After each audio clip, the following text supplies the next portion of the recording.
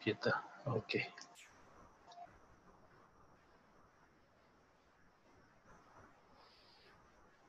Tahu. Ya.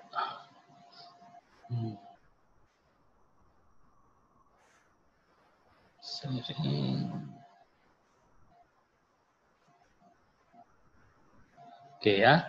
Jadi sebetulnya ini mata kuliah ini, kalau kita ringkas lah, tujuan dari mata kuliah ini adalah untuk membekali mahasiswa calon guru yang nanti akan bekerja bersama dengan guru-guru lain, termasuk guru pembimbing, supaya bisa saling memahami tugas masing-masing, kemudian saling mendukung tugas masing-masing dalam pengembangan potensi para peserta didik.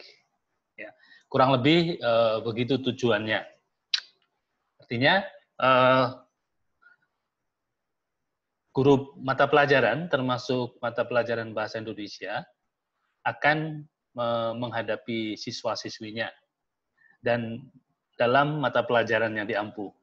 Tapi mungkin pada suatu waktu akan dalam interaksi itu akan menemui siswa-siswi yang dengan berbagai kondisi, dengan potensi yang baik, dengan potensi yang kurang baik, dengan mengalami masalah tertentu dan segala macam situasi itu.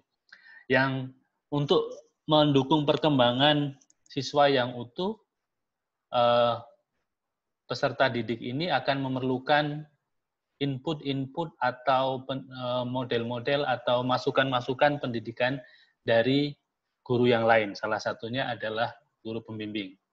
Sehingga kalau guru mata pelajaran memahami masalah yang dialami siswa, kalau tidak bisa membantu secara langsung, kemudian akan bekerja sama dengan guru pembimbing.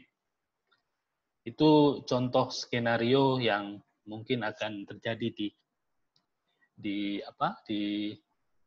sekolah yang nanti akan teman-teman masuki.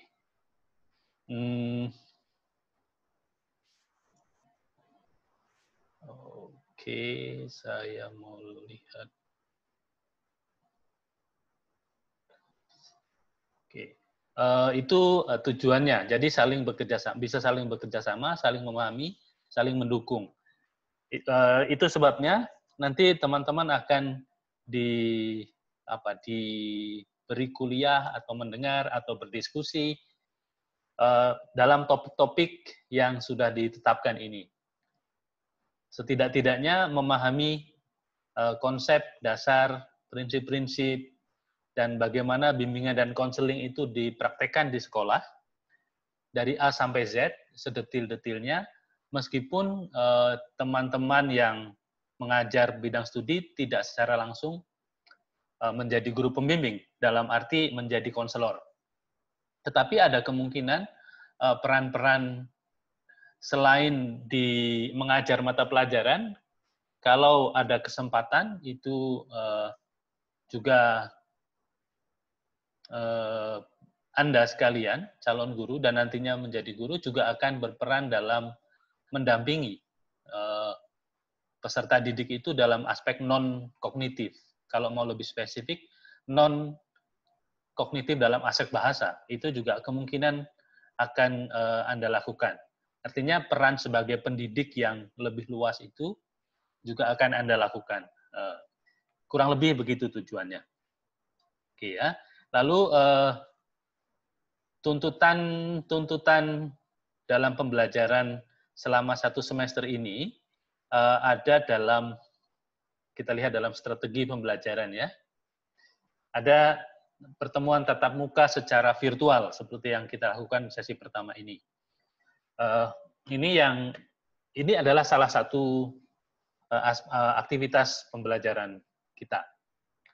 Kemudian begini, karena Sanata Dharma dan Prodi juga ingin apa istilahnya, mempraktekkan pembelajaran, tetapi pada waktu yang sama juga mencoba mengadaptasi dan menyesuaikan diri dengan keadaan para mahasiswa sekalian, termasuk keadaan finansial dan besar kecilnya pengeluaran. Maka program Sanata Dharma dalam semester ini, khususnya dalam pembelajaran online, mensyaratkan minimum 6 sesi tatap muka seperti yang kita buat sekarang.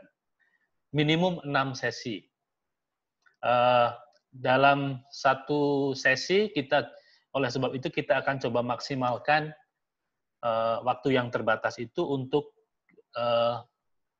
memberi input, bertukar pemahaman tentang materi-materi yang memang sudah dirancang ini. Itu yang pertama ya, 6 sesi dalam satu semester. Memang sangat sedikit, saya rasa. Tapi selain itu, di jadwal, kita tetap akan ikut jadwal yang sudah ditetapkan ini. Artinya setiap hari Selasa, pukul 3 sampai kurang lebih pukul 4.50, kita akan tetap melakukan berbagai aktivitas. Kalau tidak ada kelas, artinya kalau tidak ada perkuliahan saya yang memberi kuliah, tetap ada aktivitas lain dalam bentuk lain.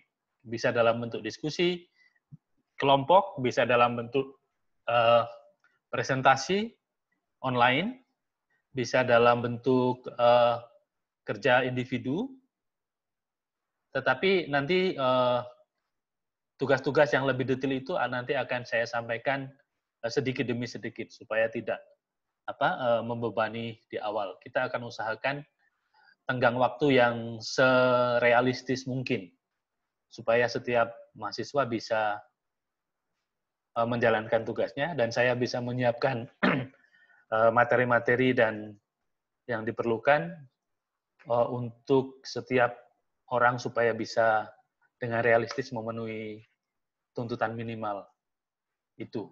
Tapi harapannya kita tidak begitu minimalis ya, kita memanfaatkan sebaik mungkin kesempatan yang ada ini. Itu kemudian ada kemungkinan saya akan memberi rekaman video yang direkam sebelum jam perkuliahan untuk memudahkan dan menghemat biaya dari segi para mahasiswa. Sebab mungkin kalau akses online secara langsung terus-menerus, biayanya kemungkinan lebih mahal. Kemudian kita juga disarankan untuk membuat pre-recorded lecture, atau kalau Anda presentasi, mungkin juga kita akan buat pre-recorded presentasi yang direkam dulu, lalu bisa di-share untuk dievaluasi, untuk dikomentari begitu. Itu soal strategi pembelajaran. Kemudian ada juga kegiatan berupa refleksi mahasiswa. Ini adalah ciri khas, mungkin teman-teman sekarang sudah beberapa semester di Sanata Dharma, mungkin sudah mulai mengenal atau akrab dengan kegiatan refleksi. Ini ciri khas Sanata Dharma dalam pendidikan, model pendidikan di Sanata Dharma ya. Tidak hanya berhenti di aspek intelektual saja, tetapi juga merenungkan, membangun sikap dan tindakan yang mengarah ke nilai-nilai yang dikondisikan oleh Sanata Dharma. Itu ya. Itu strategi pembelajaran. Kemudian kalau ikut kerangka ini, nanti kita akan ada ujian tengah semester setelah beberapa kali sesi. Nanti jadwalnya seperti biasa akan diberikan dan saya akan siapkan. Tapi di antara sesi-sesi yang ada juga akan ada kuis sedikit kecil-kecil yang bisa membantu kita semua untuk melihat kembali capaian hasil belajar ya. Dan di dalam laman LMS itu ada beberapa fasilitas yang bisa kita gunakan, termasuk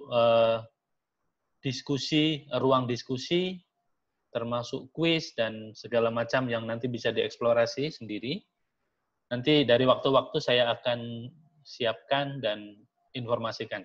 Jadi komunikasi kita melalui berbagai wahana. Satu WhatsApp, grup WhatsApp yang sudah dibentuk itu salah satu wahana informasi yang paling dasar dan sederhana untuk saling memberikan informasi terbaru. Kemudian nanti kita akan lihat kalau kita memerlukan backup backup alat lain yang bisa menggantikan kalau Zoom ini ada masalah. Nanti saya akan coba. Saya kemarin sudah lihat kalau di WhatsApp, bukan WhatsApp, Facebook itu ada fungsi baru. Nanti saya coba eksplorasi. Kalau itu diperlukan, kita mungkin pakai untuk room dalam Facebook itu, atau Skype, tergantung mana yang hanya untuk backup kalau Zoom yang disediakan ada masalah. Tapi itu nanti kita bisa bicarakan kemudian. Ya, tentang detail tugas nanti ada beberapa jenis ini. Ada laporan individu, ada laporan kelompok, ada makalah refleksi, kemudian ada ujian tengah semester dan ujian akhir semester. Nanti saya akan update di LMS di setiap, karena ini akan berjalan dari topik ke topik. Jadi nanti update dari waktu ke waktu, tugas itu akan saya letakkan di bawah topik-topik itu. Dan untuk kemudahan akses nanti akan saya beritahukan lewat WhatsApp. Itu ya. Kemudian ini kepustakaan yang disediakan di sini. Ini adalah sumber minimum yang dipilih bersama waktu RPS ini dikembangkan. Tapi dari waktu ke waktu, kalau kita menemukan sumber-sumber baru, kita akan update. Saya akan letakkan di dalam LMS supaya bisa di-download atau dilihat atau dibaca, atau linknya bisa diakses. Ini. Jadi sebenarnya kalau bicara soal bimbingan dan konseling, yang sumber yang nomor 5 ini sumber yang paling banyak dijadikan rujukan untuk kalangan kita di Indonesia. Tapi juga tidak menutup kemungkinan untuk kita semua mengakses, mencari sumber-sumber lain, gitu ya. Karena kalau teman-teman, bahkan kalau teman-teman secara random ya, Google saja informasi tentang ini, teman-teman akan menjumpai definisi-definisi yang lebih kurang sama, bisa dijadikan rujukan. Dan buku yang C itu saya tidak tahu kalau sekarang itu masih ada di penerbit Sanata Dharma. Mungkin kalau tidak beli ya mungkin pinjam di perpustakaan atau lihat bab tertentu bisa difotokopi seperlunya. Ya. Karena itu dicetak tahun 2010, jadi sudah berapa, saya tidak tahu apakah akan ada cetakan ulang, mungkin saya kira tidak ada. Tapi sekurang-kurangnya untuk di perpustakaan saya kira ada. Itu rancangan belajar kita selama 1 semester. Teman-teman yang kalau ada pertanyaan sambil mendengarkan, dan itu bisa ditulis di mana ini, di fungsi sebentar.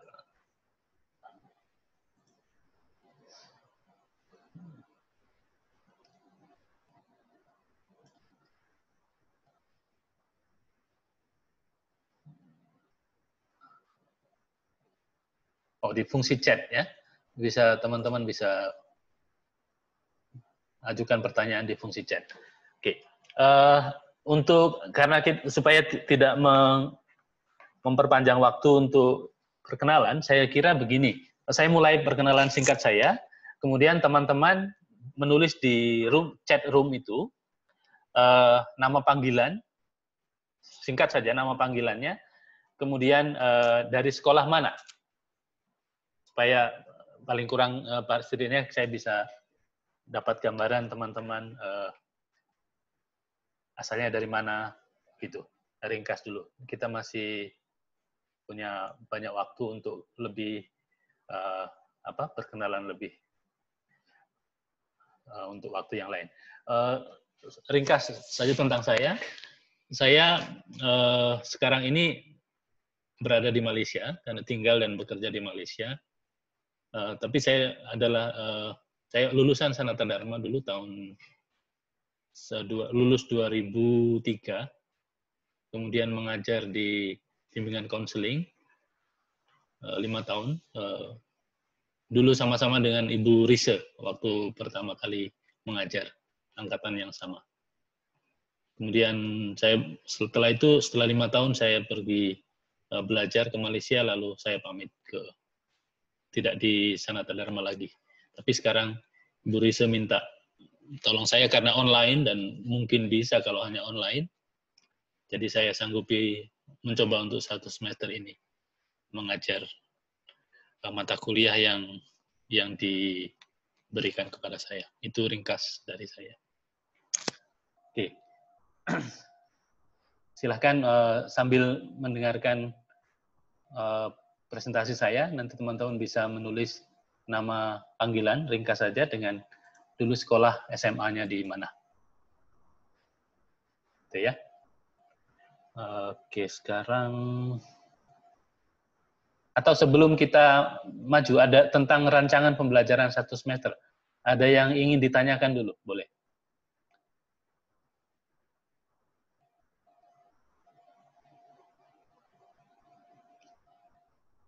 Tidak ada. Oke, kalau belum ada, saya akan mulai dengan menyajikan topik yang pertama dulu. Topik yang pertama. Oke. Oh, oke. Ada Emanuela dari Jawa Timur, Ngawi. Galang dari Lubuk Linggau. Saya sebetulnya dari Batu Raja. Oke. Agatha, Klaten. Dian, Bekasi.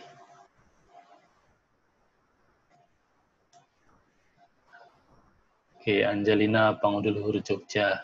Oke. Oke ya, saya buka dulu file presentasi.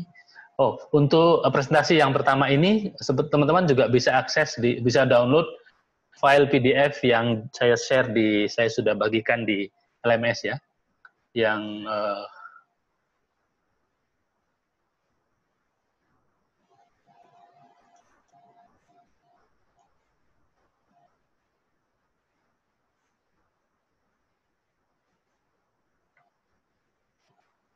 SMA Sudayu, oke, dari Tangerang.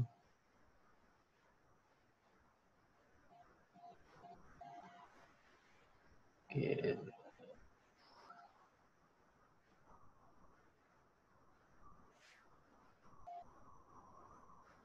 Sebentar, saya mau sharing.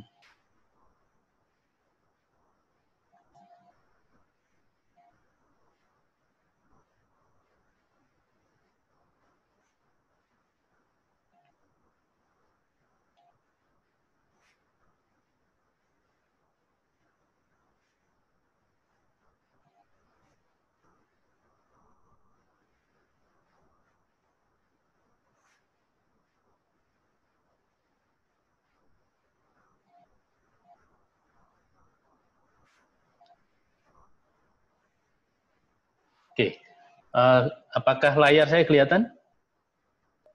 Kelihatan, Pak. Oke, sip. Ya. Ya. Oke ya. Oke, kenalannya nanti saya lihat lagi. Jadi begini, oke, ini sebelum, oke, ini ada 3 pertanyaan yang saya tampilkan di sini. Apa sebutan yang melekat pada bimbingan dan konseling di lingkungan sekolah Anda? Dan sebutan tersebut, nanti kalau coba teman-teman ingat-ingat, sebutan atau panggilan atau gelar atau apa yang ditempelkan biasanya oleh murid-murid kepada guru pembimbing di sekolah atau konselor sekolah Anda. Coba ingat-ingat ya. Lalu kalau sudah ingat, Anda coba pikir kembali, apakah sebutan tersebut berkonotasi positif atau negatif? Itu yang pertanyaan kedua yang nanti saya minta teman-teman pikirkan. Yang ketiga, mengapa konotasi positif atau negatif tersebut muncul? Oke, itu 3 pertanyaan yang saya sambil teman-teman, kalau teman-teman sudah selesai menulis perkenalkan diri ya, saya kira sudah semua ini. Tulis di chat ini jawaban 3 pertanyaan ini. Ya, nanti saya lihat. Nanti kita akan lihat semua. Setelah saya menyajikan bagian awal topik-topik ini ya. Jadi pertanyaannya, sebutan apa yang melekat pada guru pembimbing di sekolah, lingkungan Anda, dan sebutan tersebut konotasinya negatif atau positif, mengapa konotasinya positif atau negatif? Apa yang jawaban yang sudah Anda temukan berdasarkan pengalaman itu, boleh ditulis di dalam chat.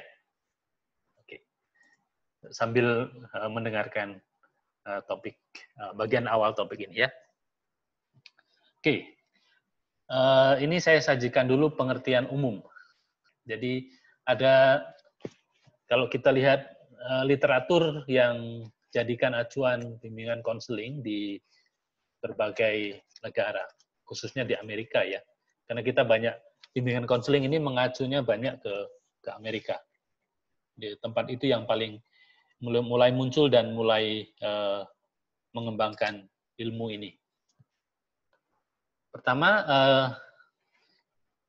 disebut, ini agak melucu, tapi ini betul. Jadi bimbingan itu dulu dianggap sebagai, untuk mendefinisikan bimbingan dan konseling, dimulai dengan mendefinisikan apa yang bukan konseling. Artinya ilmu bukan-bukan. Bukan ini, bukan itu, bukan ini, bukan itu. Begitu Mas. Jadi menurut penulis-penulis awal itu, bimbingan konseling itu bukan memberi arahan. Guidance is not directions. Bukan memberi petunjuk. Ini agak lucu kalau kita lihat sekarang. Agak aneh. Kemudian bukan yang lain itu, guidance is not an impositions of one point of view upon another. Atau dalam bahasa Indonesia ringkasnya begini, bimbingan itu tidak sama dengan memakai sudut pandang pemberi bantuan itu kepada orang lain. Artinya tidak memaksa. Artinya bimbingan itu tidak bisa dilakukan dengan imposing atau memaksa pandangan atau memaksa pengalaman supaya diterima atau diterapkan oleh peserta didik. Jadi pertama bukan memberi arahan, memberi perintah, begitu ya, bukan memaksakan sudut pandang pendidik kepada peserta didik. Kemudian bukan yang ketiga adalah guidance is not carrying the burden of another's life, itu dalam bahasa Inggrisnya.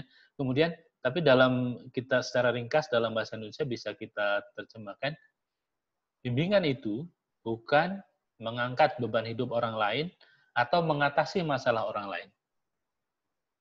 Coba kita pikirkan ini ya. Jadi saya sebagai pembimbing atau konselor di sekolah, tugas saya bukan menyelesaikan masalah peserta didik saya. agak aneh. Tapi ini artinya begini, dari 3 definisi yang bukan-bukan ini, bukan directions atau bukan petunjuk, bukan memerintah atau bukan memaksa, bukan menyelesaikan masalah orang lain. Ini secara implisit, secara tersembunyi, mengandaikan guru pembimbing itu memberi kesempatan supaya peserta didik itu secara aktif mencari penyelesaian masalahnya sendiri.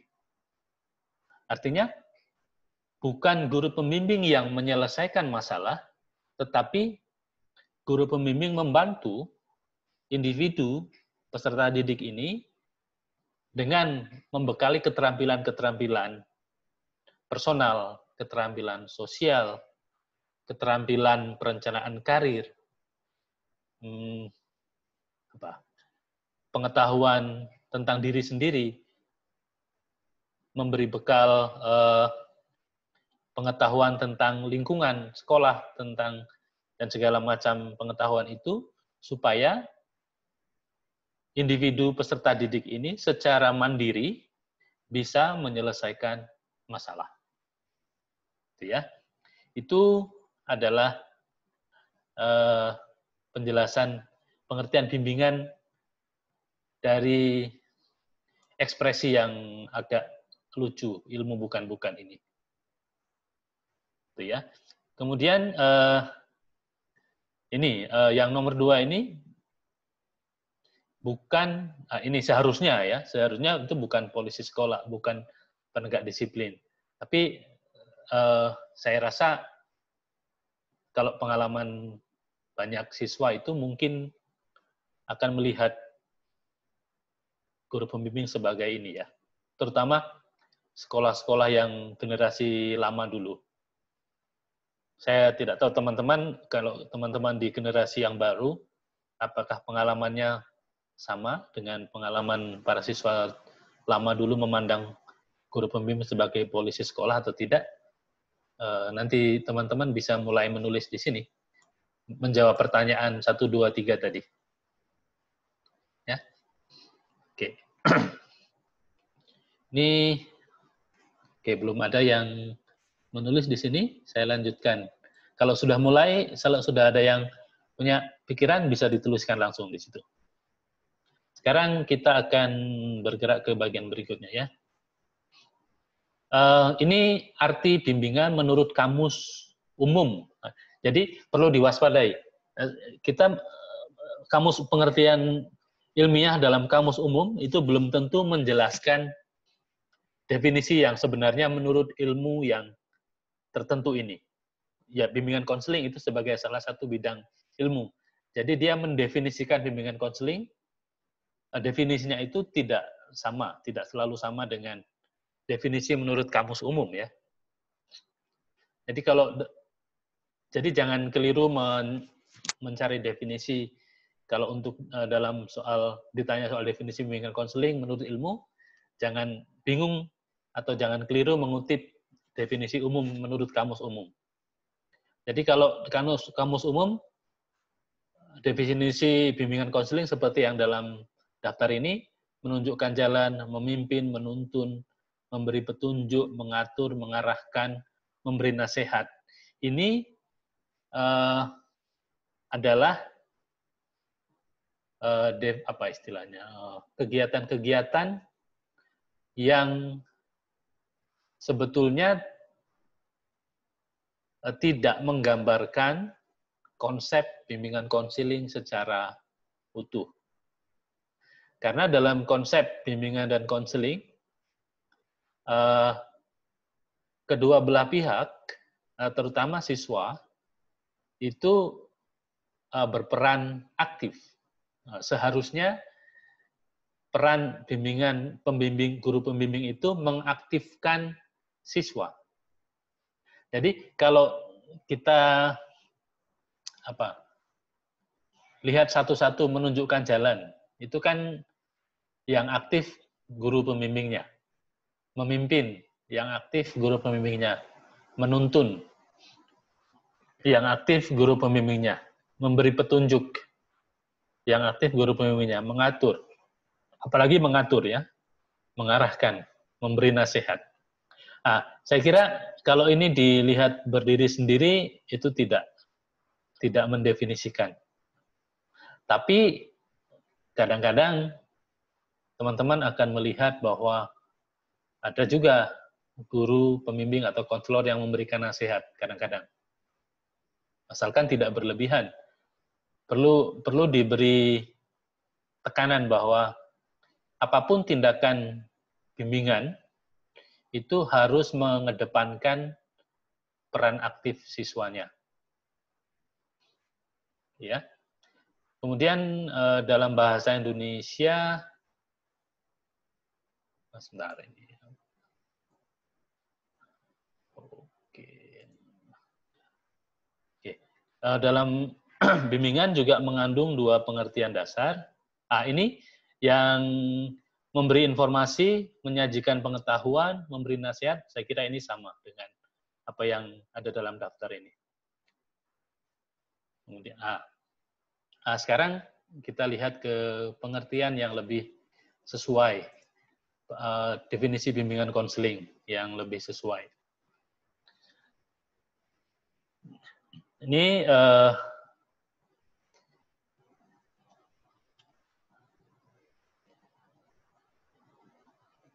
pertama ya, bimbingan itu berarti adalah bantuan, assistance, bantuan yang disediakan oleh seorang konselor atau guru pembimbing. Kalau di sekolah ya konselor sekolah yang kompeten atau berkemampuan, berkeahlian kepada individu dalam semua usia untuk membantu dia mengarahkan hidupnya sendiri, ya, direct his own life, mengembangkan pandangannya sendiri, membuat keputusan sendiri, menanggung bebannya sendiri atau menyelesaikan masalahnya sendiri, ya. Jadi tekannya bantuan, tetapi itu adalah bantuan yang melibatkan siswa secara aktif dalam proses. Semua umur, dari mulai umur kanak-kanak sampai pendidikan tinggi sebenarnya. Tapi dalam konteks kita di Indonesia, bahkan untuk setting di luar sekolah sebetulnya. Kalau di Indonesia, tetapi kita lebih banyak mengenal konseling di konselor atau guru pembimbing di lingkungan sekolah. Dari mulai pendidikan dasar sampai pendidikan menengah atas. Kalau di pendidikan tinggi, di Indonesia, saya kira peran itu lalu dibebankan kepada bidang atau apa itu istilahnya, wali ya, wali masing-masing.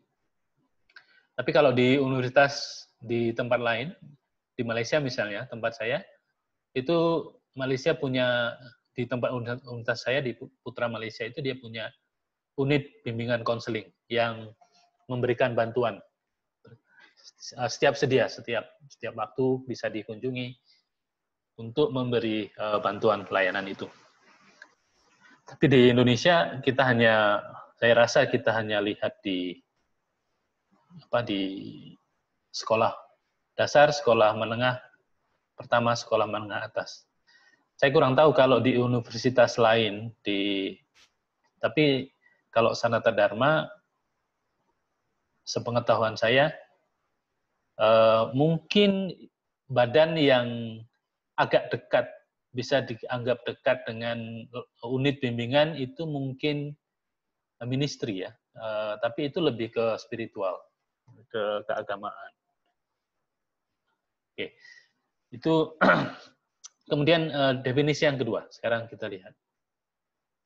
Guidance atau bimbingan adalah proses profesional, proses bantuan profesional yang sistematis. Jadi proses membantu individu secara profesional dan sistematis melalui pendidikan, melalui proses menginterpretasi dan mendapatkan pemahaman yang lebih baik tentang karakteristik dan potensi diri. Jadi sama sebetulnya seperti definisi di atas ini. Fokusnya adalah membantu peserta didik melalui proses pendidikan itu untuk memahami dirinya sendiri, understanding his own characteristic, memahami karakteristik dirinya sendiri dan potensinya, atau termasuk juga bakat-bakatnya, termasuk ya kekurangan juga termasuk. Tapi lebih, karena itu bimbingan itu sifatnya perkembangan, developmental, jadi lebih menekankan pemahaman potensi diri. Dan memenuhi tuntutan sosial lingkungannya. Jadi kalau peserta didik ini adalah seorang pelajar SMA, jadi dia dibantu untuk memahami apa saja potensi-potensinya, bakat-bakatnya, minat-minatnya, dan mengelola kegiatan-kegiatan individunya, baik itu kegiatan belajar sendiri, kegiatan sosial, supaya individu itu bisa memenuhi tuntutan pembelajaran di sekolah sebagai siswa. Misalnya, itu saya ambil contoh menerapkan definisi ini untuk konteks siswa di sekolah, SMA misalnya. Dan juga to relate himself more satisfactorily to social requirements. Artinya, mengkaitkan dirinya sendiri secara memuaskan dengan tuntutan-tuntutan sosial. Kalau dia sebagai pelajar, ya dia bisa belajar dengan baik, bisa memenuhi tuntutan tugasnya sebagai pelajar SMA, pelajar SMP, atau SD. Dan memanfaatkan kesempatan-kesempatan, ya, and opportunities in accord with social and moral values. Jadi, misalnya di sekolah itu ada kegiatan ekstrakurikuler, ya, yang menjadi sarana untuk siswa itu mengembangkan diri. Ambil contoh misalnya ekstrakurikuler musik misalnya, atau olahraga, apa saja ekstrakurikuler yang non akademis itu misalnya. Jadi guru pembimbing termasuk bisa perannya membantu peserta didik ini memilih mana kegiatan ekstrakurikuler yang sesuai, yang diminati untuk pengembangan dirinya secara lebih penuh selain aspek akademis. Itu ya. Oke, ini dua definisi, ada banyak definisi sebenarnya. Tapi semua kita bisa tarik benang merahnya. Oke, ya. Kita lihat berikutnya, definisi lain. Jadi, bimbingan adalah sebuah bantuan atau pertolongan yang, ini, menarik ini, memampukan setiap individu, kata memampukan, itu aktif, mengaktifkan, membuat peserta didik itu lebih aktif untuk memahami kemampuannya, minat-minatnya, dan mengembangkan kemampuan dan minat itu sebaik mungkin. Sehingga bisa dipakai untuk menetapkan tujuan dalam hidup. Misalnya, jadi dengan pengenalan diri, pengenalan kemampuan, pengenalan bakat, pengenalan minat, termasuk minat dalam hal yang spesifik ya, misalnya minat dalam bahasa, atau saya dulu tidak begitu sadar bahwa ternyata saya suka bahasa. Sekarang ini saja baru saya sadar bahwa saya suka bahasa dan suka menulis puisi, suka menikmati puisi. Kalau sempat mungkin karena teman-teman dalam bidang bahasa ya. Jadi saya rasa kita bisa lebih intim dalam sharing itu. Kalau teman-teman suka puisi atau suka bisa menikmati puisi dan bisa tengok saya dari waktu-waktu saya sering posting puisi saya di situs, kalau yang dalam bahasa Inggris situsnya allpoetry.com. Nanti kita bisa share kalau teman-teman berminat. Atau puisi dalam bahasa Indonesia juga kadang-kadang saya posting di Facebook. Itu hanya sekedar contoh bahwa ada saatnya kita perlu pertolongan untuk memahami diri, kemampuan, dan minat. Dan dalam konteks sekolah, itulah tugas guru pembimbing. Karena guru mata pelajaran bebannya sudah sangat spesifik ya. Sudah sangat spesifik, sudah banyak juga, sama banyaknya juga dengan guru pembimbing untuk beban pengajaran setiap jam. Sehingga tidak mungkin kesempatan untuk memperhatikan aspek non-kognitif itu untuk guru mata pelajaran mungkin tidak terlalu banyak. Ya. Kemudian saya lanjutkan tentang definisi ini ya. Setelah memahami minat, kemampuan, dan mengembangkannya sebaik mungkin, sehingga bisa dipakai untuk merencanakan karir, merencanakan hidup yang lebih panjang. Jadi sebetulnya mungkin kalau saya dulu tahu lebih awal saya berminat dalam bidang bahasa, mungkin pilihan karir saya mungkin pilihannya lain sudah. Tapi ya tidak apa-apa. Karena dalam diri kita ada berbagai aspek minat. Saya juga akhirnya menjadi konselor dan itu juga salah satu minat saya. Itu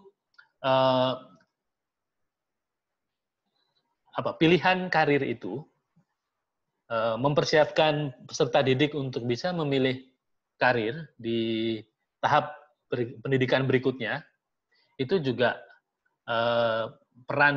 seharusnya menjadi peran guru pembimbing untuk membantu. Sehingga kalau pilihan karir itu tepat, perjalanan proses yang akan dilalui itu diharapkan lebih mudah. Artinya, bayangkan saja sekarang, kalau misalnya teman-teman yang sudah semester berapa sekarang? Semester 3 mungkin ya. Tiba-tiba merasa, saya kok minat saya lain ya. Sama sekali lain dari apa yang saya pilih sekarang. Mungkin dalam situasi begitu, kita yang mengalami itu akan ada dalam situasi tidak pasti. Apakah saya harus berubah haluan ini dari pindah prodi atau pindah pilihan atau apa begitu. Jadi idealnya peran guru pembimbing di sekolah menengah, terutama menengah atas itu menyiapkan supaya peserta didik ini dalam proses menuju ke jenjang berikutnya itu bisa lebih kurang tepat lah, tidak salah pilih begitu ya. Atau kalaupun salah pilih ya tidak parah ya, tidak terlalu parah. Kalau misalnya mau ganti haluannya tidak terlalu jauh. Misalnya kalau sebenarnya saya dulu mula-mula waktu tes itu saya tes psikologi, bidang diterima di prodi psikologi, tapi karena bayarannya itu terlalu tinggi waktu itu dan keadaan finansial tidak begitu baik waktu itu, ya kemudian saya berkonsultasi dengan waktu itu dosen senior di Sanata Dharma di pendidikan bahasa Inggris yang waktu itu berperan sebagai pembimbing untuk saya dalam konteks ini untuk membantu saya memahami selain psikologi itu apa yang dekat dengan bidang yang saya minati itu. Lalu dia namanya Pak Purba, sudah meninggal beliau. Itu jadi membantu saya untuk memilih yang dekat dengan psikologi. Tapi kalau itu saya masih ingat apa yang dia katakan. Kalau kamu ingin atau suka jadi guru, mungkin kamu bisa seperti saya, dia bilang begitu. Saya tidak tahu maksudnya apa dulu Pak Purba bilang begitu, tapi ternyata dia maksudnya adalah guru yang paling dekat adalah dengan minat saya bidang psikologi ya bimbingan konseling. lalu saya diarahkan ke sana dan saya memang kalau ingat kembali peristiwa itu memang saya sangat berterima kasih sebab itulah peran pembimbing yang aktif bertanya pada saya apa yang kamu suka. Kalau pilihan ini, sebelum beliau membantu saya memutuskan untuk memilih bimbingan konseling, beliau bertanya pada saya, kalau memilih bidang pendidikan matematika mau? Kemudian waktu itu jawaban saya SMA-nya bidang sosial ya Pak, bidang A3, apa bisa? Dia bilang ya bisa saja kalau mau dan mau belajar keras. Tapi waktu itu saya lebih berminat ke bidang psikologi, bidang yang mengenai manusia. Jadi saya saya pilih yang paling dekat dengan apa yang saya minati, yaitu bimbingan konseling. Itu cerita sedikit soal yang mudah-mudahan memberi gambaran lebih jelas tentang definisi bimbingan konseling ya. Ini masih. Jadi hari ini sesi pertama ini kita memang akan bicara nguplek-nguplek soal bimbingan konseling supaya definisi bimbingan dan konseling supaya teman-teman pemahamannya lebih mantap tentang bimbingan konseling dan bisa membedakan bimbingan konseling dengan peran pendidik yang lain ya. Oke. Ini definisi lain. Guidance is a process of aiding the development of each individual. Artinya, bimbingan itu adalah proses membantu perkembangan setiap individu dengan membantu mereka membuat perencanaan. Jadi ada banyak aspek-aspek tertentu yang istilah-istilah ini istilah khas dalam bimbingan ini. Membuat perencanaan, membuat keputusan yang sesuai dengan potensinya yang unik. Dan lalu menjalani perencanaan itu sesuai dengan tuntutan-tuntutan dan kesempatan di dalam masyarakat. Kalau masyarakat sekolah, ya sekolah. Kalau teman-teman masyarakat universitas, teman-teman sekarang, ya masyarakat prodi, misalnya. Jadi, dengan adanya peran pembimbingan ini, diharapkan tuntutan-tuntutan sosial itu dan kesempatan yang ada itu bisa dipakai oleh individu itu untuk mengembangkan potensi. Sehingga pada akhirnya setelah tahap tertentu mereka bisa mencapai kematangan. Nah, ada istilah kematangan. Saya kira apakah teman-teman sekarang semester 3 sudah dapat mata kuliah psikologi perkembangan? Belum, Pak. Belum ya? Oke, tidak apa. Belum, Pak. Nanti saya akan pasang itu link untuk beberapa link yang teman-teman bisa pelajari sendiri. Hanya baca, saya itu tidak menjadi tuntutan untuk pemahaman kita mata kuliah ini, tapi hanya untuk memperkaya, kemudian supaya memahami kalau saya sebut perkembangan lebih kurang pengertiannya apa gitu ya. Jadi bimbingan konseling ini bantuan-bantuan yang disediakan itu supaya setiap individu yang di dalam lembaga pendidikan itu bisa memenuhi tugas perkembangan. Oke, secara ringkas tugas perkembangan itu kalau menurut definisi saya sendiri ya begini, adalah kemampuan-kemampuan yang semestinya sudah harus dikuasai oleh individu pada usia atau tahap tertentu. Misalnya saya ambil contoh, kalau anak usia TK, kita bandingkan dengan anak usia SD. Kalau SD, mungkin dia sudah mulai bisa membaca. Nah, itu tugas perkembangan anak SD. Tapi kalau anak TK, belum. Dia bisa bermain dengan teman-temannya, sebayanya, tidak rebutan, mungkin masih rebutan, masih bisa diterima. Tapi kalau SD, mungkin dia sudah mulai bisa bekerja sama dengan teman lain. Contoh itu ya. Tugas perkembangan lain misalnya, aspek kognitif. Jadi kalau anak TK, kalau belajar itu dengan gambar-gambar, misalnya angka itu tidak dengan angka 1, 2, tetapi dengan 1 apel, 2 apel, atau bahkan benda-benda 3 dimensi yang untuk memahami konsep ya. Tapi kalau tingkat pendidikan berikutnya yang lebih tinggi, misalnya SD sudah kelas 4, 5 begitu, tugas perkembangannya dari aspek kognitif dia sudah bisa mulai berpikir abstrak. Misalnya dia tidak lagi memerlukan 2 apel, 3 apel untuk memahami angka 3 atau angka 2. Tapi kalau anak SD kelas 1, mungkin TK, dia masih perlu konkret, barang yang konkret untuk memahami konsep. Ya. Jadi itu tugas perkembangan. Contoh tugas perkembangan. Kemudian kalau tugas perkembangan karir ya misalnya. Kalau SMP misalnya, kalau anak SMP itu ditanya, Anda minat atau cita-citanya apa? Misalnya. Jadi kalau anak SMP itu sudah bisa menjawab, sudah punya gambaran, artinya dia sudah baik, dia sudah memenuhi tugas perkembangan sebagai anak SMP kelas 3 yang akan masuk SMA dan dia sudah tahu saya akan memilih bidang apa nanti di SMA. Ya. Oke, itu adalah sekedar contoh saja. Nanti teman-teman saya beri link untuk dilihat sendiri ya. Itu kemudian penekanan dari pengertian bimbingan dalam slide ini adalah membantu peserta didik supaya bisa menjalankan atau mencapai tugas perkembangannya sebaik mungkin. Oke.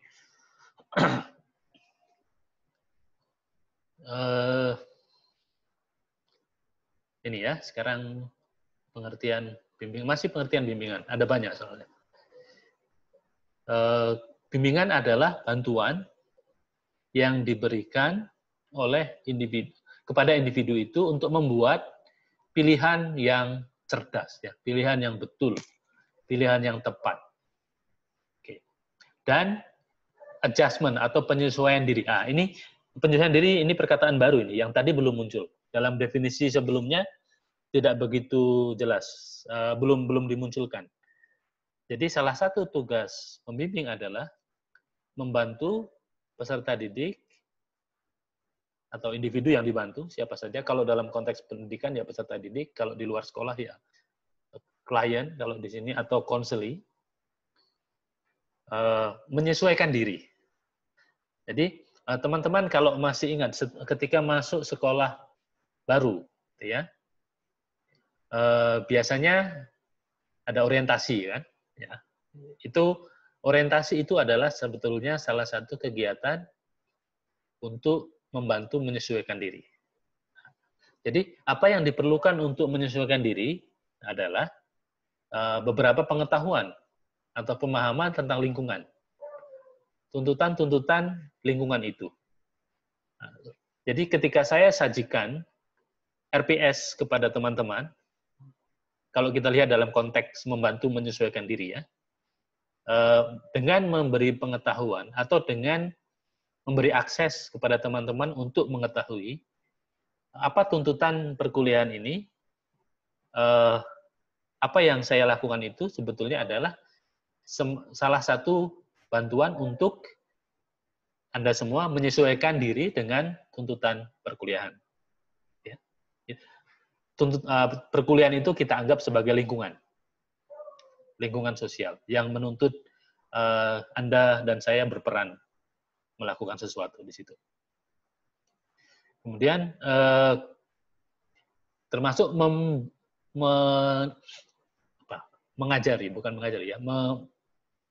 memampukan individu itu untuk membuat pilihan secara bijaksana. Jadi skill ya atau keterampilan membuat pilihan itu adalah keterampilan yang menjadi salah satu topik yang dilatihkan. mempertimbangkan baik dan buruknya sebuah pilihan, pro dan kontra. Misalnya kalau saya menyukai bidang tertentu, misalnya apa ya?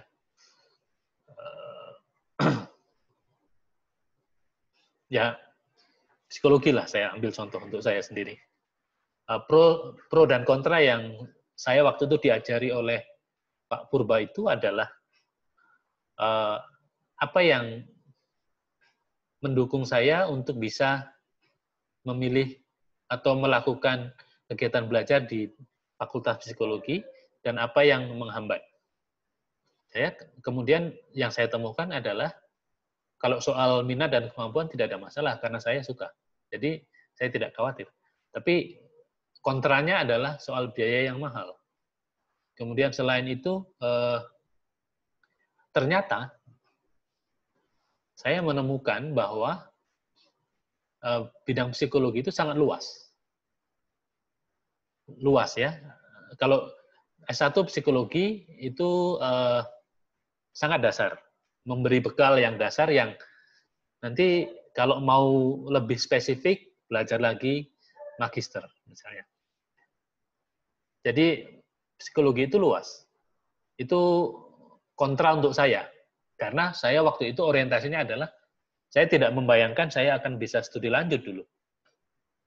Artinya S1 itu ya waktu itu adalah impian yang paling tinggi lah. Jadi waktu itu kontranya saya adalah ya kalau saya ini antara bimbingan konseling dan psikologi ya yang menjadikan saya pilihan waktu itu. Jadi kontranya adalah mungkin untuk mencari pekerjaan agak lebih susah. Bimbingan konseling, bidang psikologi juga, itu cabang sebetulnya, cabang dari psikologi yang diterapkan dalam dunia pendidikan, secara pendidikan dalam arti luas, yang dalam konteks sekolah-sekolah di Indonesia mudah terserap. Artinya orientasi saya waktu itu adalah setelah kuliah ya kerja. Secepat mungkin dapat kerja, begitu. Karena faktor ekonomi. Jadi untuk saya pribadi mempertimbangkan pro dan kontra, ya itu contohnya begitu. Jadi masing-masing individu pro dan kontranya bisa lain-lain karena tergantung kondisi orang itu, tergantung kondisi dukungan finansial, tergantung kesempatan yang ada di depan dia dan segala macam itu. Oke, itu adalah soal membuat pilihan. Jadi menyesuaikan diri, membuat pilihan itu istilah-istilah yang sangat sering akrab dalam dunia bimbingan dan konseling. Kemudian berikutnya tujuan fundamental dari bimbingan konseling adalah mengembangkan setiap individu. Ini sudah disebutkan sebelumnya ya. Sampai kemampuan yang setinggi-tingginya. Limit artinya sampai maksimal. Oke. Ini sebentar. Ini yang ada dalam. Oke, sebelum masuk ke sini, saya habiskan dulu yang ini supaya tuntas. Oke. Yang ini coba teman-teman perhatikan istilah-istilah khusus yang saya cetak tebal itu ya. Sebetulnya kalau itu saja teman-teman. Proses membantu individu, pemahaman diri, pemahaman dunia atau lingkungannya, kemudian mendapat pengetahuan tentang dan implikasinya, kemudian tentang perkembangan karir, dan pemenuhan ini personality fulfillment. Maksudnya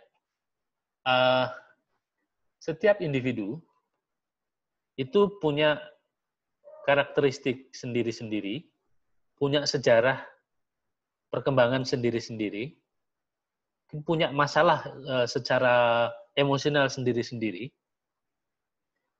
Jadi bimbingan dan konseling itu membantu supaya personality atau karakteristik sifat-sifat ya. Jadi mengembangkan sifat-sifat yang membuat individu itu menjadi manusia yang lebih sehat secara mental. Kurang lebih begitu.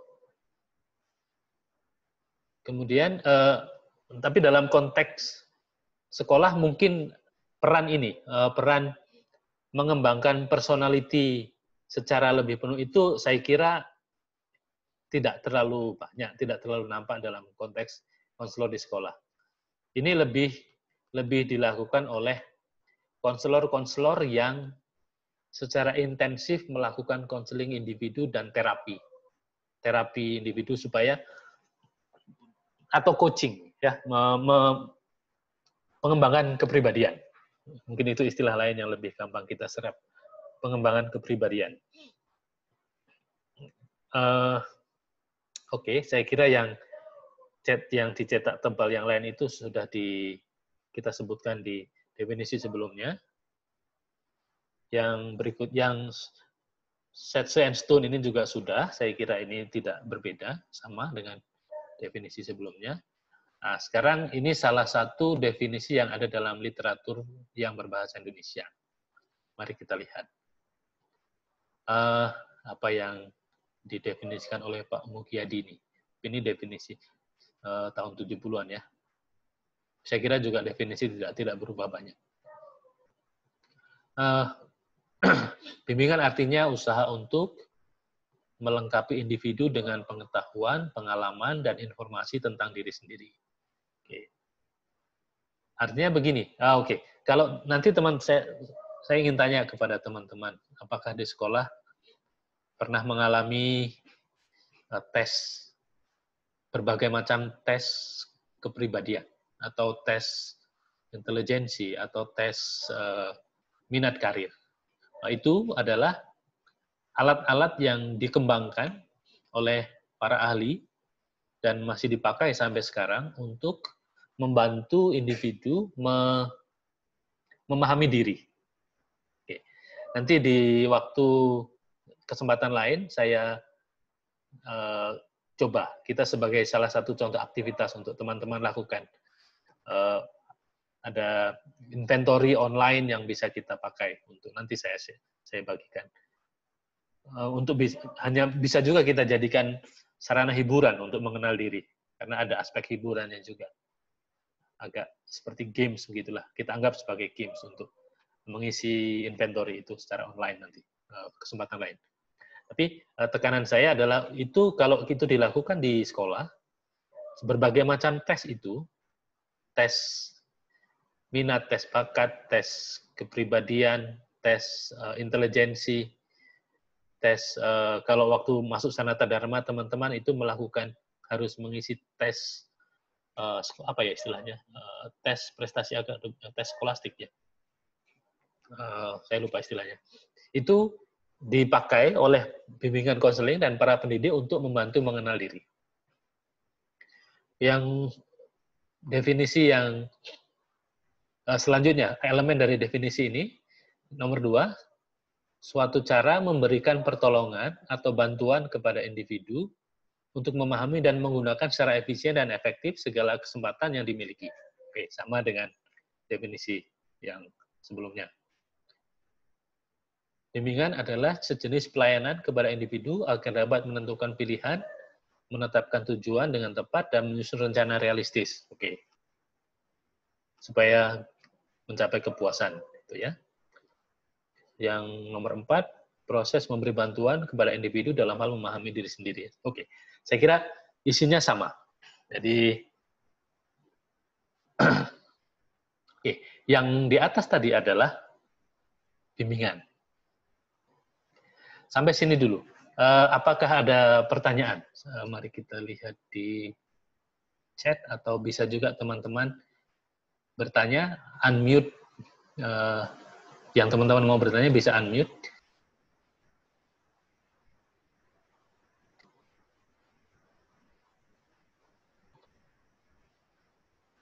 Bentar, saya coba lihat.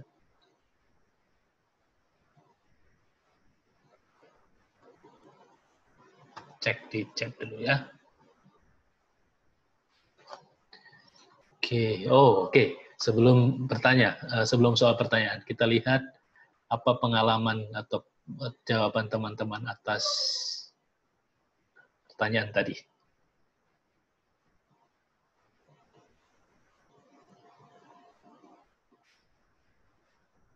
Oke, kita mulai dari sini ya.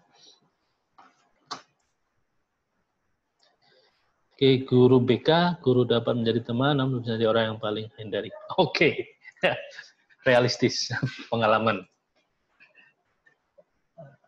Ada pandangan positif, ada negatif. Oke, guru BP, oke sebutan ya. BP itu sebetulnya sejarah lama ya, kalau itu istilah bimbingan dan penyuluhan. Sebetulnya dalam istilah bimbingan dan penyuluhan itu ada konsep yang berbeda dari bimbingan dan konseling. Karena bimbingan dan penyuluhan itu definisi itu atau sebutan itu lebih mencerminkan pemberian informasi, ya, pemberian pengetahuan, tapi kurang menekankan keterlibatan aktif peserta didik. Ya, kita lihat berikutnya dari Angelina. Tidak ada sebutan khusus, kemudian positif karena guru BK salah satu yang berperan besar untuk sekolah, terutama peserta didik yang mengalami masalah. Guru BK memberi pelayanan bagi yang ingin konsultasi dan sebagainya, memberi nasihat arahan. Guru BK di sekolah, gaul. Wah, Sekolah jadi orang tua, di luar sekolah jadi teman, sering membantu peserta didik untuk konsultasi masalah perguruan tinggi, bisa diajak bercerita juga. Saya ikut senang mendengarnya. Guru BK SMP sering disebut kacang kapri. Karena beliau berkesan cuek dan agak galak.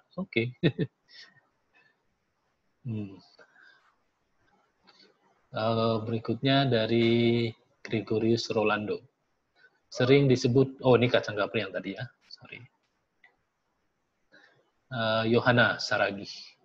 Guru BK di kelas selalu jadi teman untuk tiap siswa-siswi dan menjadi tempat konsultasi.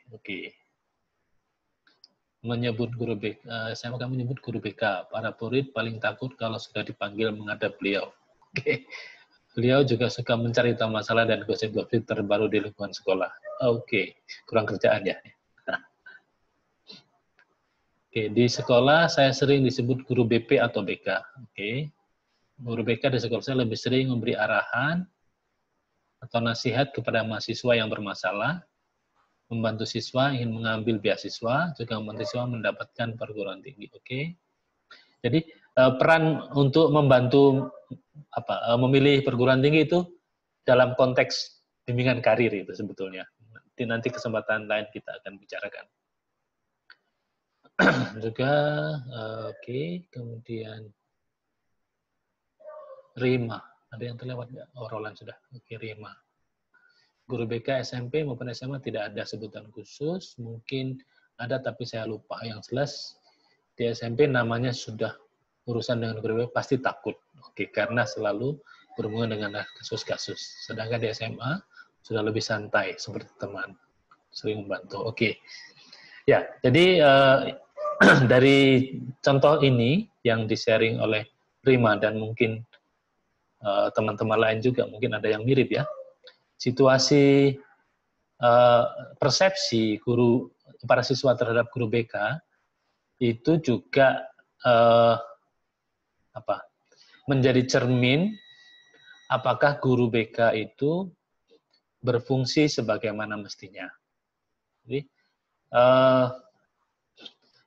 fungsi nanti di bagian lain kita akan bicarakan fungsi-fungsi guru BK atau fungsi-fungsi konselor di sekolah. Kalau dari contoh yang Rima sebut ini saja, dan mungkin teman lain yang mirip poinnya, kurang lebih ada dua fungsi di sini yang bisa kita lihat. Fungsi menyelesaikan masalah, atau dalam istilah ringkas, kuratif. Artinya, kalau mahasiswa mengalami masalah, guru BK berperan membantu mencari penyelesaian masalah, atau lebih tepatnya begini, membantu siswa bisa menyelesaikan masalahnya sendiri. Kemudian yang poin yang ini, yang kedua sedang di SMA lebih santai, mungkin peran yang ini adalah peran developmental atau peran perkembangan. Kalau develop itu berkembang ya, developmental. Itu baru dua di antara yang lain. Kuratif atau penyelesaian masalah, developmental. Ada juga peran lain, ada juga fungsi lain, yaitu fungsi preventif atau pencegahan. Jadi pencegahan artinya mencegah adanya masalah. Jadi guru BK bersama dengan pendidik yang lain menciptakan situasi atau program-program atau workshop atau pelatihan-pelatihan apa saja, kegiatan apa saja untuk mencegah timbulnya masalah. Jadi itu tiga ya. Ada satu lagi sebenarnya. Developmental, preventif, kuratif, kemudian penjagaan atau dalam bahasa Inggris maintenance. Artinya keadaan yang sudah baik itu dijaga. Jadi itu fungsi. Oke, sekarang kita lihat Joshua. Mana tadi Joshua? Oke. Joshua, sebentar saya lebarkan ini, bisa nggak?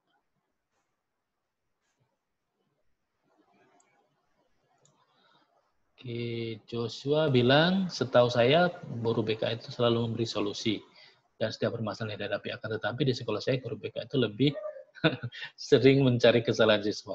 Oke, seperti rambut siswa yang panjang, rok siswa. Ya, ini tidak seharusnya ya. Itu lebih ke pendisiplin ya. Nah, sebetulnya kalau guru BK itu diberi tugas menjadi pendisiplin itu agak merepotkan itu sebetulnya untuk guru BK karena persepsi peserta didik lalu menjadi berubah. Jadi ada salah persepsi seolah-olah itu menjadi identitas guru BK, seharusnya tidak. Jadi untuk itu peran kepala sekolah sebetulnya penting untuk memberikan tugas itu kepada bukan BK karena akan konflik gitu, konflik of interest ya, konflik kepentingan, konflik dengan gambaran yang ingin dibentuk. Kemudian guru BK di SMP dan SMA saya juga tidak ada sebutan khusus. Jauh bisa lebih dekat dengan murid. Oke. Yosefina. Oke, guru BK di sekolah saya sangat santai, ramah, tidak ditakuti oleh siswa, sudah berusia lanjut, laki-laki setengah lebih santai, lebih suka memberi kabar seperti beasiswa. Guru BK lebih cenderung konotasi positif karena memiliki peran yang tidak kalah penting dengan guru mata pelajaran. Mengarahkan, mengatur, dan memberi nasihat. Guru BK di SMP sering mengajak muridnya untuk jalan-jalan keluar ke sawah. Oke, mudah-mudahan ini dalam rangka belajar ya. Oke. Darmayanti. Guru BK di sekolah saya sangat baik dan disiplin, namun siswa sekolah kebanyakan takut karena sudah dipanggil guru BK. Karena siswa berpikir ketika dipanggil guru BK pasti sudah melakukan kesalahan. Ya, oke, saya kira ini situasi yang sangat umum ya di banyak sekolah. Karena kadang-kadang batas antara membantu menyelesaikan masalah dengan disiplin kadang-kadang batasnya agak blur ya, agak tidak jelas. Sehingga tapi itu juga mungkin ada aspek personal, artinya ada aspek kepribadian, tergantung karakteristik atau sifat kepribadian guru BK yang bersangkutan juga. Ada yang memang secara pribadi disiplin, artinya kita tidak bisa hitam putih juga ya melihatnya. Artinya yang kita bisa lihat adalah apakah peran utama sebagai guru BK itu bisa dijalankan atau tidak, itu yang lebih utama. Kemudian guru BK di sekolah sangat baik, ramah, mendamping siswa, bahkan menjadi teman baik yang mengalami masalah umum ekonomi maupun mental sekolah. Oke. Ya. Oke. Adi Nugraha sudah ya. Radia Jati, Guru BK sangat baik, mau menerima curhatan siswa sehingga guru senangi oleh siswa. Guru BK tidak ada sebutan khusus di SMA. Sering ke ruangnya untuk berbagi cerita. Oke. Tidak ada sebutan melekat, peran guru BK di sekolah pada waktu itu sangat baik. Guru BK selalu memberi masukan. Guru BK mengajak siswi sharing, pendampingan, oke. Sangat baik. Juga teman dan sekolah melalui arahan nasihat. Baik, ramah. Oke. Ini saya gembira ini. Gembira melihat pengalaman yang teman-teman sharing di sini, mudah-mudahan betul ya. Saya rasa betul ada banyak betulnya. Gambaran teman-teman, kebanyakan teman-teman tentang guru BK, kalau saya bandingkan dengan pengalaman saya mengajar di awal-awal dulu, mungkin pengalaman saya sendiri tahun-tahun sebagai siswa, gambaran guru BK di mata siswa, saya kira sudah lumayan lain, sudah lebih positif. Harapan saya itu adalah cerminan dari berkembangnya profesionalitas atau profesionalisme guru BK yang ada di lapangan dari waktu ke waktu. Semoga begitu. Oke. Sebelum kita beralih ke konseling, pengertian konseling. Ini tadi kita bicara soal bimbingan, dan sekarang konseling. Sebelum ke konseling, apakah saya buka kesempatan untuk kalau teman-teman ingin bertanya atau berkomentar secara lisan, verbal. Mari. Saya stop sharing dulu ya. Oke, bagaimana men-stop sharing? Oh, stop sharing. Oke, ada yang ingin bertanya atau berkomentar secara lisan?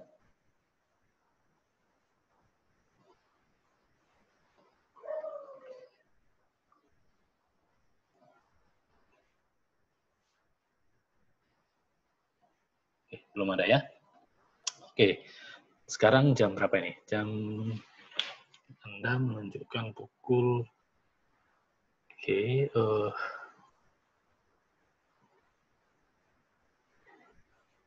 kita tadi mulai jam 3. Jam saya jam 4. Sekarang pukul. Oh, kita tinggal punya waktu sedikit lagi ternyata. Oh, oke. Oke, saya akan lanjutkan sedikit tentang pengertian konseling. Bentar ya. Apakah bisa lihat layar saya? Bisa, Bisa Pak. ya? Oke. Bisa. Oke.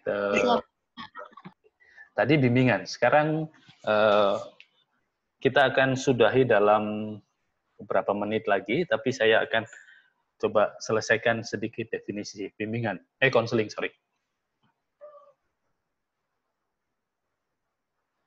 Oke ya. Konseling adalah membantu individu.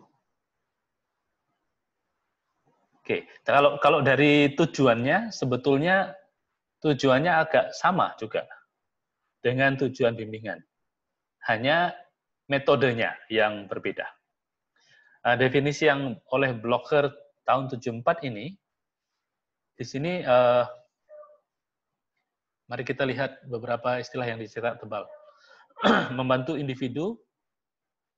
Nah, dalam konseling itu ada 2 jenis sebetulnya. Konseling individu artinya satu-satu. Ada juga konseling kelompok. Kelompok yang kecil, tapi konseling kelompok lebih kecil dari kelompok bimbingan. Kalau bimbingan itu dalam kelas, settingnya dalam kelas ya. Tapi kalau konseling kelompok, biasanya kelompok konselor akan membentuk beberapa individu yang mungkin mengalami kondisi mirip untuk diajak berbincang-bincang secara personal bersama-sama, tapi dalam kelompok kecil. Itu artinya konseling kelompok. Konseling individu ya satu-satu.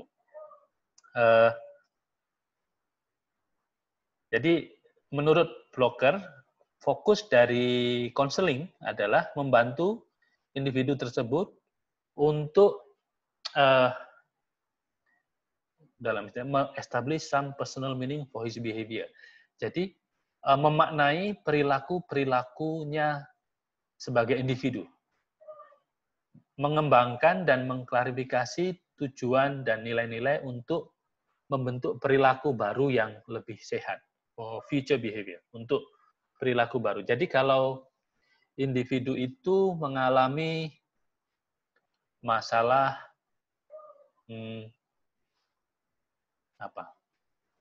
kecemasan, ya, merasa cemas, itu sebetulnya kalau dari segi definisi, kalau mengikut definisi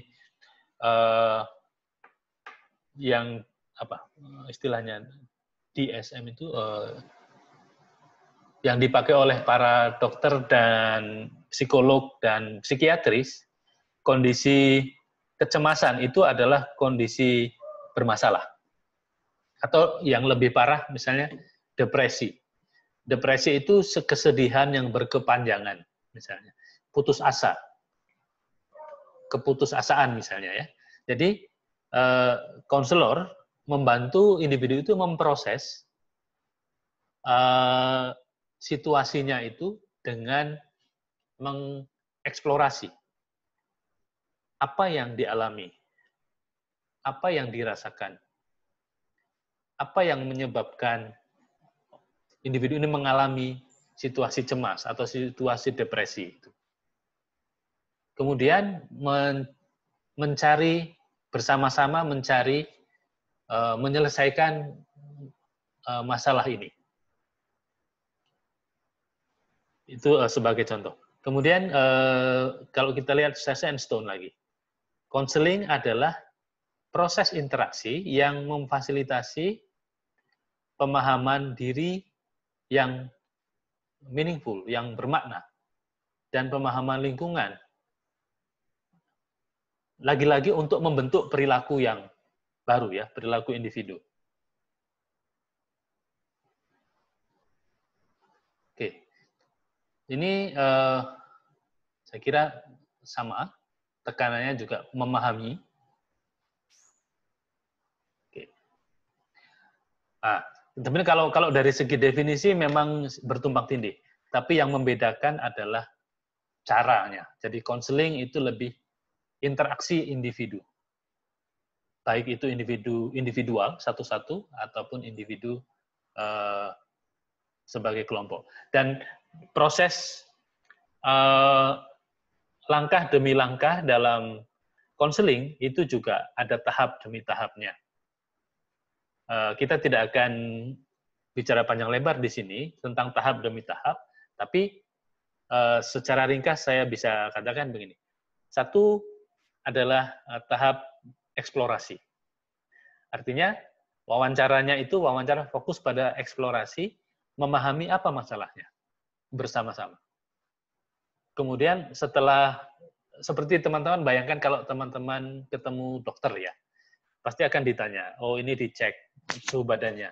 Tapi kalau konseling ya bukan mengecek suhu badan, tapi ngecek apa pikirannya, apa pendapatnya, apa gejala-gejala yang perilaku yang menurut individu itu sebagai masalah.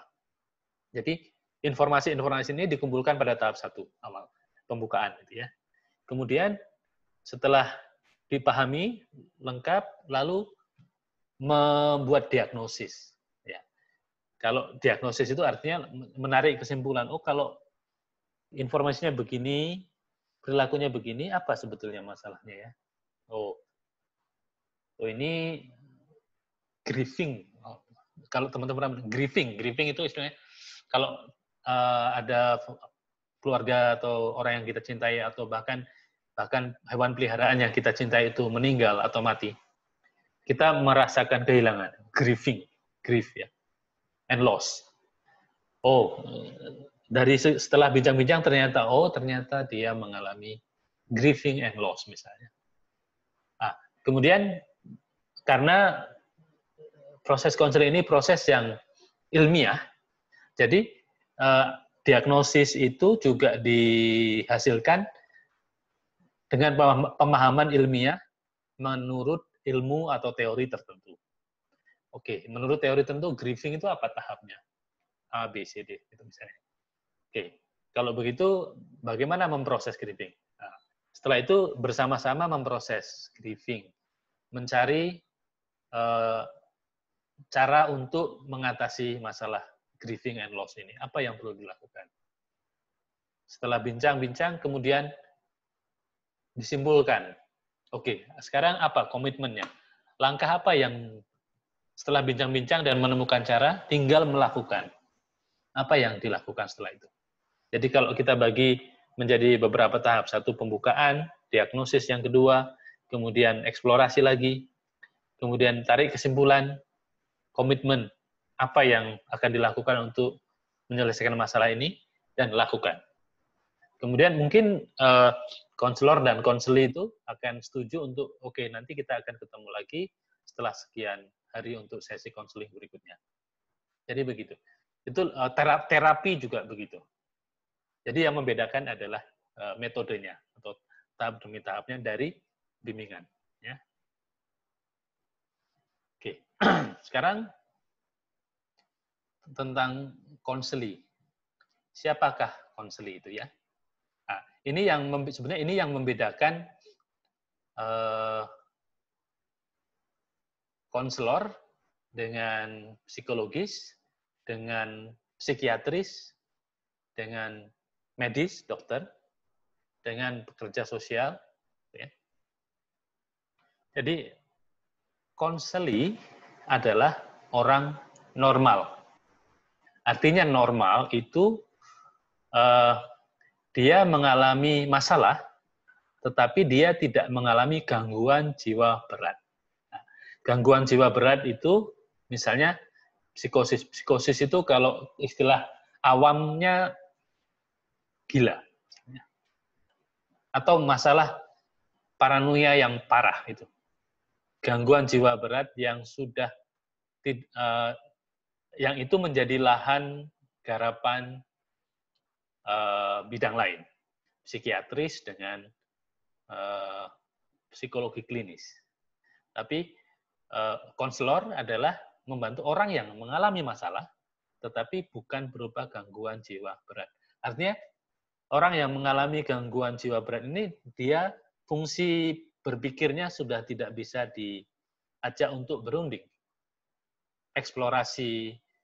Jadi kalau orang sedih, kita bisa atau putus asa atau cemas, fungsi kognitifnya masih jalan. Meskipun perlu ditenangkan ya. Kalau fungsi kognitifnya sudah masih berjalan, itu bisa dilakukan konseling.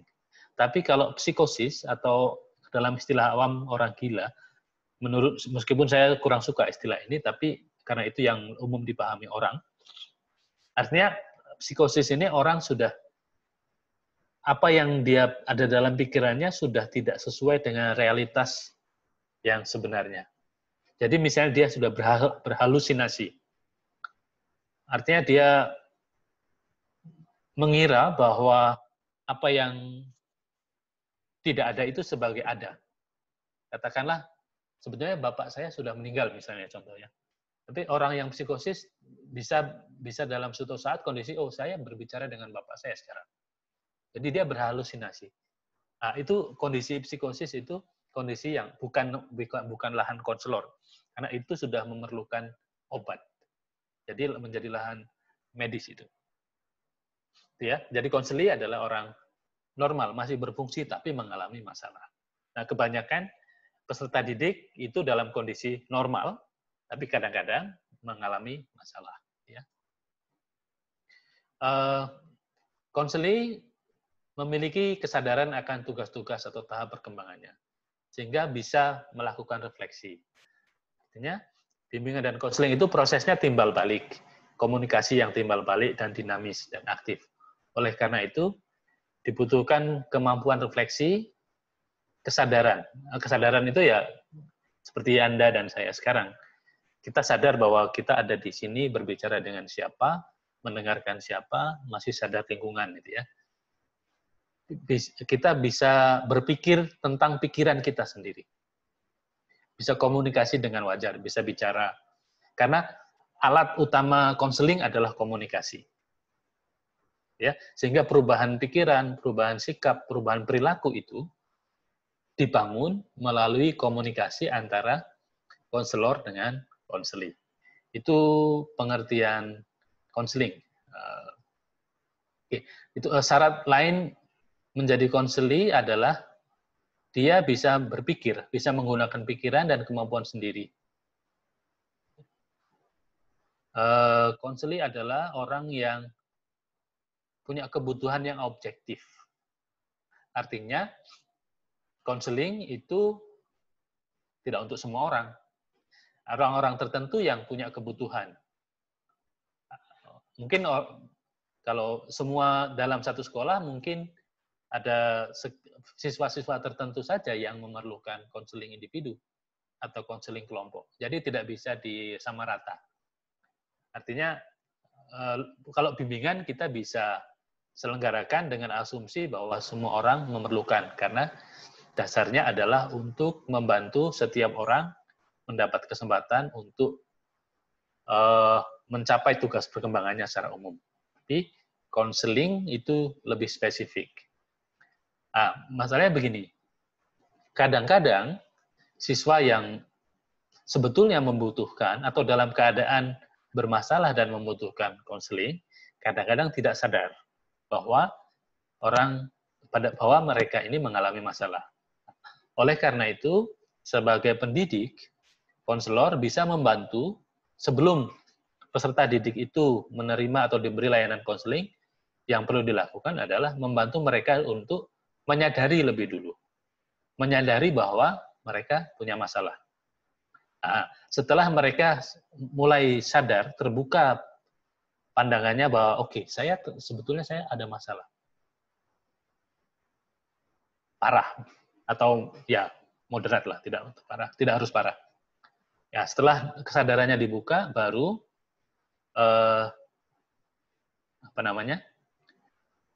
siswa ini bisa diberi tawaran untuk konseling. Konseling ini sifatnya tawaran, tidak bisa dipaksa. Ini ada kesadaran karena prosesnya memerlukan peran dua belah pihak.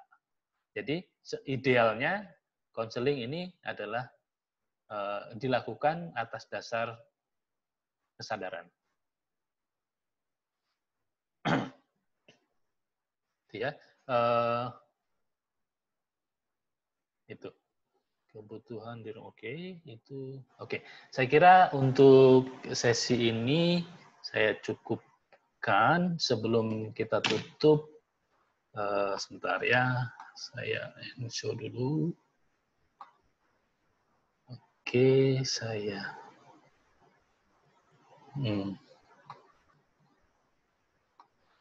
oke.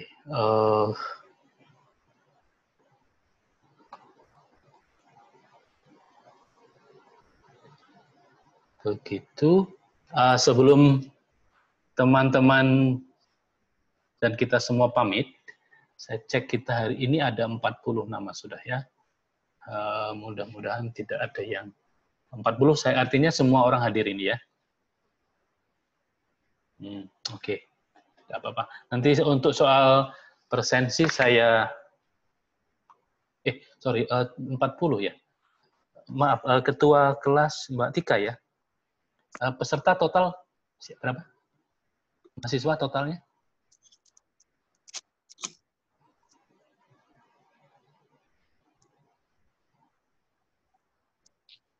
Maaf, tidak dengar.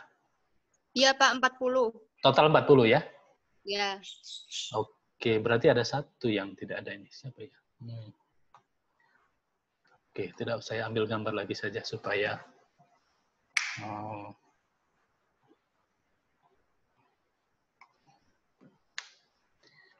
bagaimana caranya foto ya?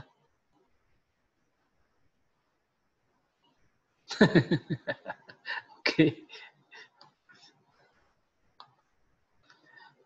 Oke, ada yang tahu caranya foto? Pencet tombol window dan window yang mana ya? Bapak Windows 10. Oh, sebentar. Saya tidak tahu window berapa saya ini. Bukan di dalam Zoom ya? Oh, saya kurang tahu kalau itu, Pak. Oh, oke, sebentar. Screenshotin yang bisa, coba. Sebentar. Atau saya ambil manual saja lah. Apa, saya ambil manual saja. Masih gaptek ini. Daripada kehabisan waktu nanti. Dan oke. Cheers. Sebentar ya, baru satu halaman berikutnya. Ada yang belum muncul semua. Saya tunggu. Oke, semua. Gregorius belum kelihatan. Alvinor oke. Gregorius. Galang. Oh, Galang. Oke. Yang paling atas ini Al siapa ya?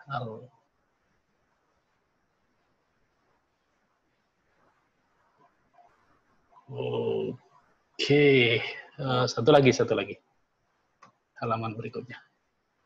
Oke, Daniela, Adi belum kelihatan. Adi Nugraha, Yovita.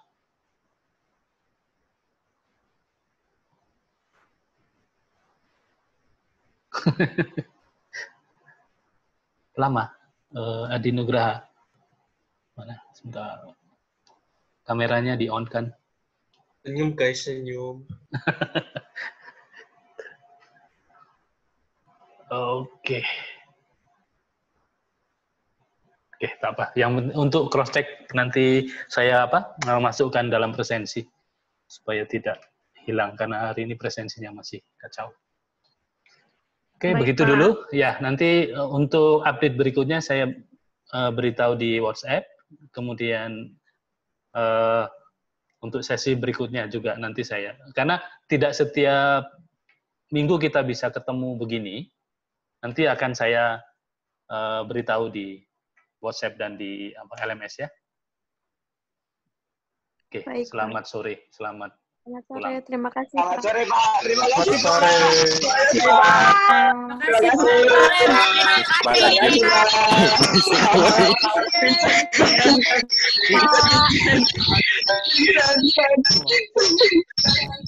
Vincent.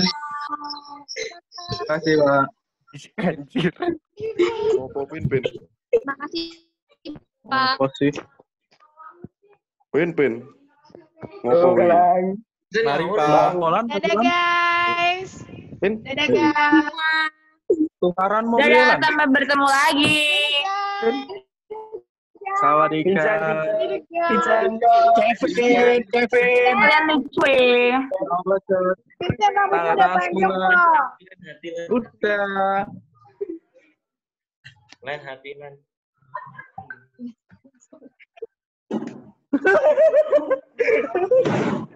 Wah, Ton.